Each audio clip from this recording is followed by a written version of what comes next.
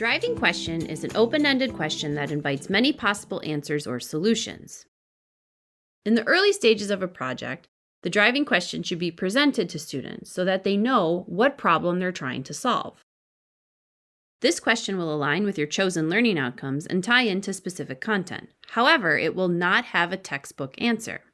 Driving questions are similar to essential questions, though the wording may vary slightly, and we're going to get into the difference between the two in a moment. A driving question is a strong question that should engage students and might even be considered exciting or inspiring. It should spark student curiosity, and when students are curious, they're primed for new learning. It also is going to encourage brainstorming. Most importantly, when students apply their learning to new challenges across varying contexts, this encourages the transfer of knowledge. So the driving question creates the reason for the project. Throughout any project, students are constantly asked to find and refine an answer to the driving question, which creates opportunities for iteration and brainstorming. Engaging with complex questions helps students to better prepare for the complexities of work and life, because we as adults engage with driving questions every day. Every time we are curious about something or we face a challenge with no clear answer, we are tackling questions that drive our learning and growth. So what's the difference between a driving question and an essential question? Think of it from this perspective. Quote, "In my opinion, essential questions, when created to their utmost potential, are driving questions. Driving questions are just essential questions that are high on caffeine. They demand authenticity and rigorous problem solving, which essential questions can do, but don't always. In addition, essential questions are often created to be more like enduring understandings or learning targets. Those are great, but shouldn't be confused with driving questions. Essential questions that sound like enduring understandings are not exciting and do not drive the learning." This is from Andrew Miller, who is a PBL instructor and consultant. The big takeaway from this quote is that driving questions bring authenticity to the work your students are doing by connecting them to the real world and expecting students to engage with rigorous problem solving. Keep this in mind as you begin to build out your project's driving question. So there are a couple of different ways that you can create a driving question. In general, keep your question as open-ended as possible. So avoid the yes or no type questions and make sure that the question is not easily Googleable. Tailor the scope of your question to match the amount of time allotted for the project, and be sure to use inclusive language that invites many possibilities. So the first step is to begin a driving question by being inclusive, and one way to do this is to begin your question with, "How might we?" Using words like might or can rather than should invite more possibilities. Using we makes the question more inclusive, as in we are all in this together. Step 2 is to identify the 3 parts of your driving question. Those 3 parts are question starter, action, and audience. So your question starter is your how might we? The action could be create a school that is welcoming, and the audience for all freshmen. Here are a couple of examples of poor driving questions. How can we achieve world peace?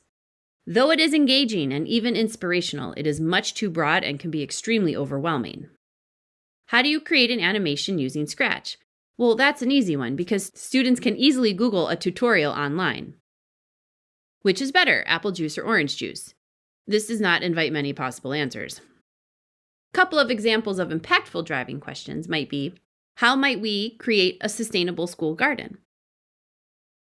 How might we use writing to persuade more people to vote?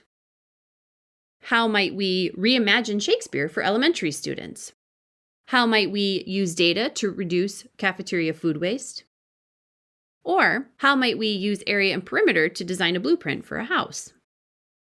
There are a few other frames of reference for designing a driving question. You could have questions that are broad or specific. For example, a specific question might be, how might we design a new logo that represents our school? A broad question could be, how might we make sure that learning is inclusive of all students? Your questions could be role or product-oriented. For example, role-oriented would be, as entrepreneurs, how might we create a business plan including branding, marketing, and budget for a new business? Or, as scientists, how can we map the ecosystem on our school campus? If questions are product-oriented, they might look like, how can we use instrumental music to tell someone's story? Or, how might we use technology to teach elementary students physics concepts? Driving questions can also provide parameters because it helps to narrow the work students focus on. So, for example, how might we reduce food waste in the cafeteria using data, statistics, and graphing? Or how might we increase voter turnout in our community using persuasive writing? There are a few different tools and strategies that can help you refine your driving question. Abstract laddering is a design method that uses reflective questions such as how and why to focus or expand the scope of a challenge or driving question. It creates a conversational structure to guide question design, and it can help verify whether or not a question is viable. Because if you struggle to respond to either the how or the why questions, then most likely so will your students. Imagine that you are starting on the middle rung of a ladder. As you climb up each rung, you will explore increasingly abstract questions and ideas. If you climb down, you will explore increasingly specific questions and ideas. I know, we'll get to it. Let's run through what this might look like. So, if I was going to move up the ladder, I would start from my original driving question. How might we design a new school garden to support healthy habits? Well, why would I do this? Well, because gardens support sustainability. So my new question could be, how might we make our school more sustainable? Well, why would I do this? Because sustainability will be a major challenge for Gen Z. So my new question could be, how might we address sustainability issues in our community? If I wanted to get more concrete, starting at my original driving question, how might we design a new school garden to support healthy habits? Well, how might we do this? Well, we could do it by studying ecosystems. Okay, so my new question could be, how might we use knowledge of ecosystems to create a thriving school garden? Well, how might we do this? Well, by working with local farmers. So my new question could be, how might we work with local farmers to create a school garden ecosystem? You could also provide voice and choice in your question design. Provide several driving questions and let students choose their favorite. Offer several topics prior to creating the driving question to solicit student preferences. You could ask students to vote on a variety of driving questions before launching a project. Or, as a class, collaborate to create a driving question together. I know, you're going, how in the heck am I going to do that? So first, choose an experience, topic, etc., which the class as a community can give feedback on. Second, as a classroom community, give feedback on the positives, the negatives, and where there are potentials for opportunities on that topic. Then cluster feedback to see where there are patterns. Then choose as a class which areas to focus on. So it could look a little something like this. Using rose, thorn, bud, which are pink Post-its, blue Post-its, and green Post-its.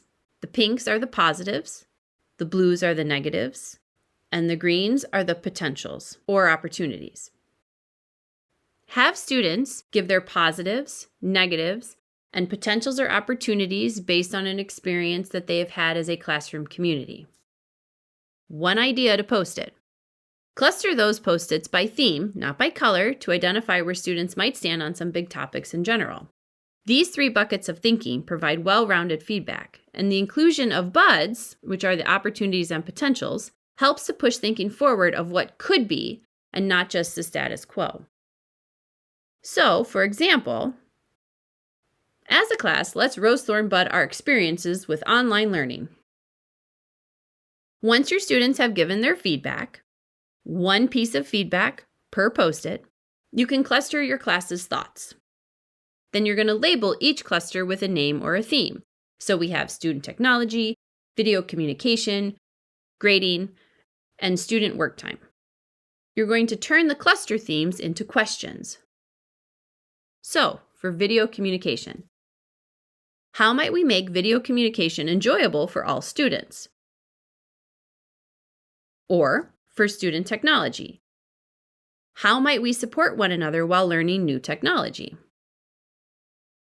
Remember, it's important to make sure your driving question aligns with your identified learning outcomes. If needed, and when you are first implementing a driving question into your classroom, it might be easier to include specific parameters within your driving question so that your learning outcomes are clearly referred to. As you become more comfortable with using a driving question, begin to develop questions which are built collaboratively, are more broad, and include more student voice and choice. However, there are alternative approaches to using or presenting a driving question. You might want to consider launching a project using the affirmative statement in the style of a debate. Such statements could spark interest, argument, and maybe be even a little bit controversial. For example, social media has led to a more informed world. The current education system prepares students for the 21st century. Our government no longer needs the Electoral College. Our climate is not affected by human activity. College athletes should be allowed to make money off of their name, image, and likeness. You could also try an Oxford-style debate, which provides an objective measure for debate winners. First, opinion poll all audience members on the debate topic before starting. Open with arguments from both sides, allowing multiple students to speak for each side. Follow up with teacher or moderator questions, which are then followed up by audience questions. Closing arguments are given by both sides, and then ask the audience to vote again. Whichever side gains the most votes is declared the winner. A debate still meets the elements of PBL by offering up open-ended exploration with a real-world debate hook. Debates give voice and choice, research and brainstorming, and how to craft an argument. There are opportunities for feedback and reflection prior to debate, and the debate represents the presentation. And the ability to respond to opponent and audience questions adds rigor to the demonstration of learning. So what are need-to-knows and how do they relate to driving questions? Need-to-knows are questions students identify related to the project. Be sure to try and carve out time at the beginning of the project, shortly after you reveal the driving question, to begin building a list of need-to-knows with your students. Use need-to-knows as a guide for student research, dividing up work, or channeling student interests. Consistently revisit need-to-knows, checking in to see which questions have been answered and what new questions should be added.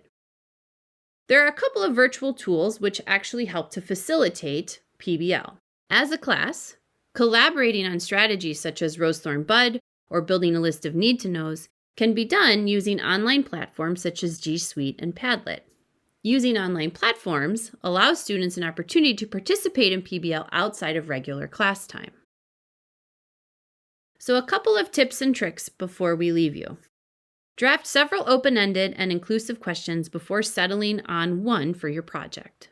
Post the question prominently in your classroom or revisit it often with your class. Break driving questions into smaller sub-questions to address during a longer project. When you're first starting out, consider including content parameters. And where you can, include voice and choice. Remember, a good driving question is inclusive, engaging, and has no right or wrong answer.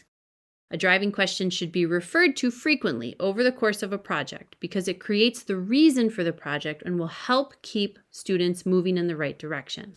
A driving question can be worded broadly or specifically and should be designed to align with your learning outcomes. PBL can be accomplished successfully in many different ways and is implemented differently by different teachers in every grade level and content area. When first starting out, try and keep it simple and do what works best for you.